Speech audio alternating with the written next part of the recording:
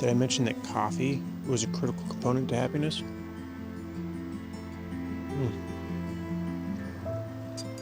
Oh yeah. Oh yeah.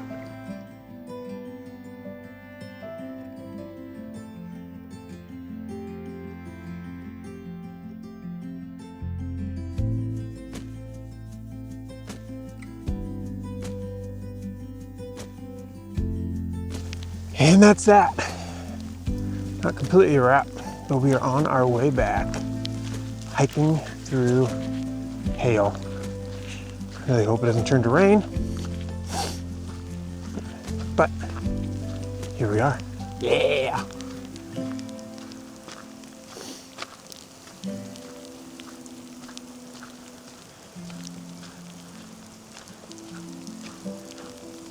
Let's talk about how we interpret the world. It really comes down to, in broad strokes, two different ways. Intrinsically and extrinsically. We're not talking about motivations per se. We're talking about how you feel things happen and for what reason. So you can either think that things happen for you for a reason, even though they may hurt, even though they may be pretty shitty, but they're all made to then benefit. Or you can think of a more pessimistic approach where things happen to you without your control and you've got a more victimhood mentality.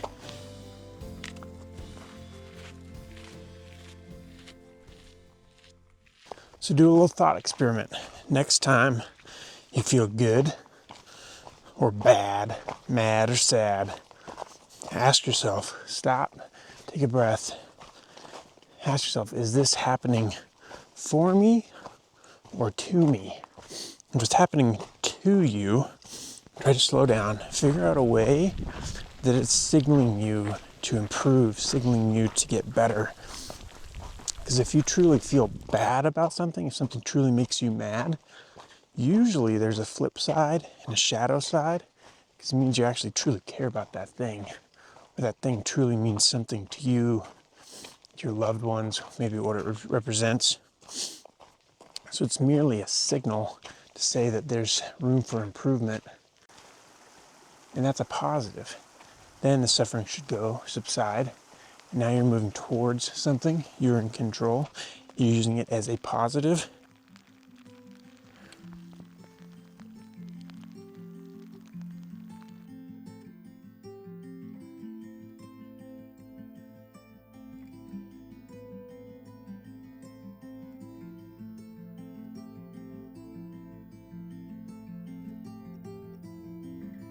Another little game you can play with yourself, or experiment rather, is think about of all the negative, truly hard times you've had in your life and what that's brought you to, what's that led you to.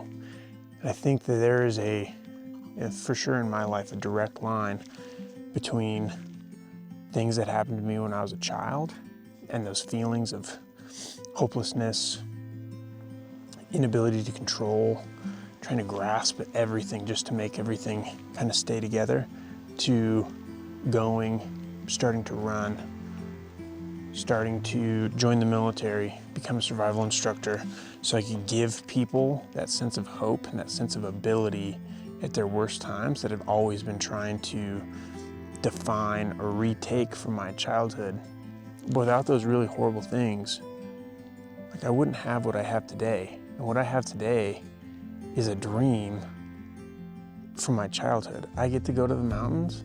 I get to teach people the things that I do on my free time for a living, with all the benefits the United States military provides. And I get to do it with my friends. It's absolutely perfect. How many of you are living out your childhood dreams? I am. So not all negative is bad. Negative is just a signal. If there's something more that you could be doing, if there's something more that you should be doing,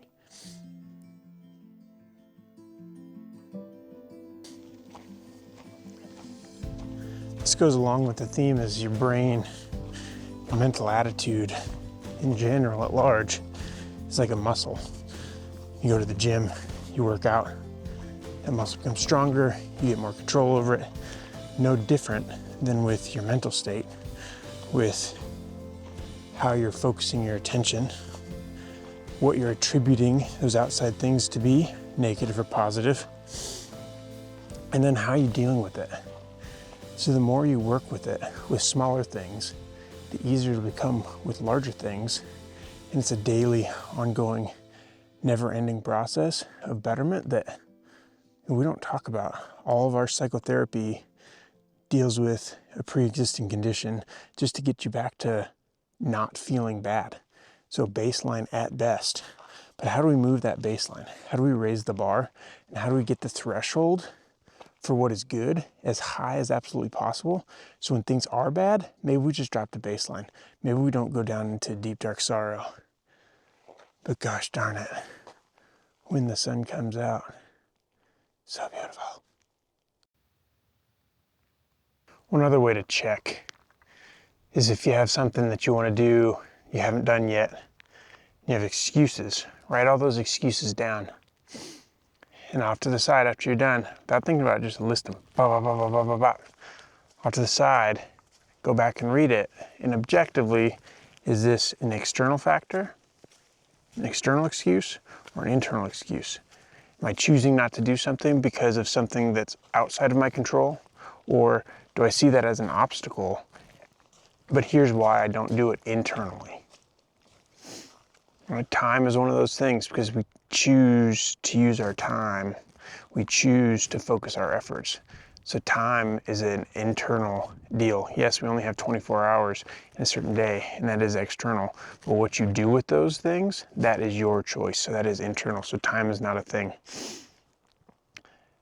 Once you have that done, do it for multiple things. Tally it up. Is more of your excuses focused on external factors that you cannot control, or is it all internal? Because if it's internal, that speaks a lot different than external. If we're externally focused, you've got that woe is me, the world is happening to me and I can't change it. But at least if it's internal, you're starting on the right track. You're just using a bunch of excuses.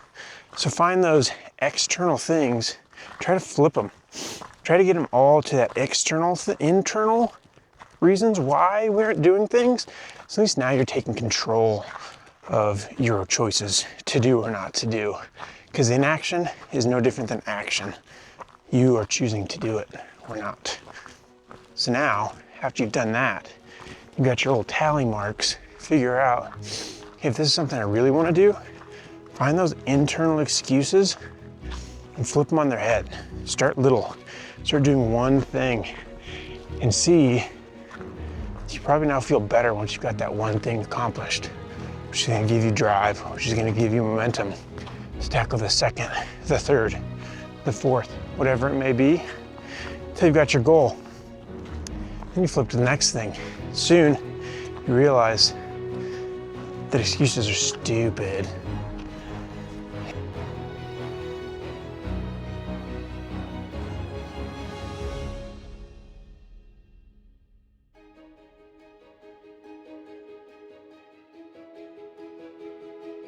It's remarkable what a few steps can do. Right around there, that corner right there, 30, 40 mile an hour winds. Crazy rain. Over here, nice and gentle. Nice and gentle and sheltered.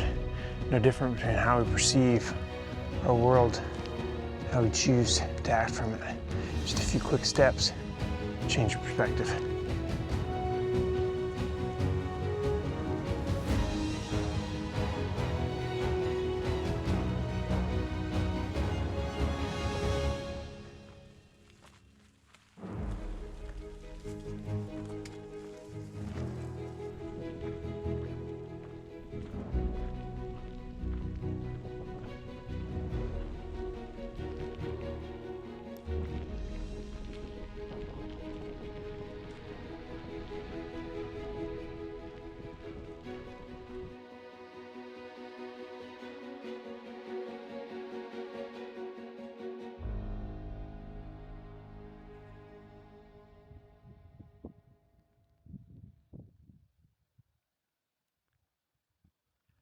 That, it's over.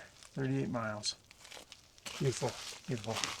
difficult, hungry.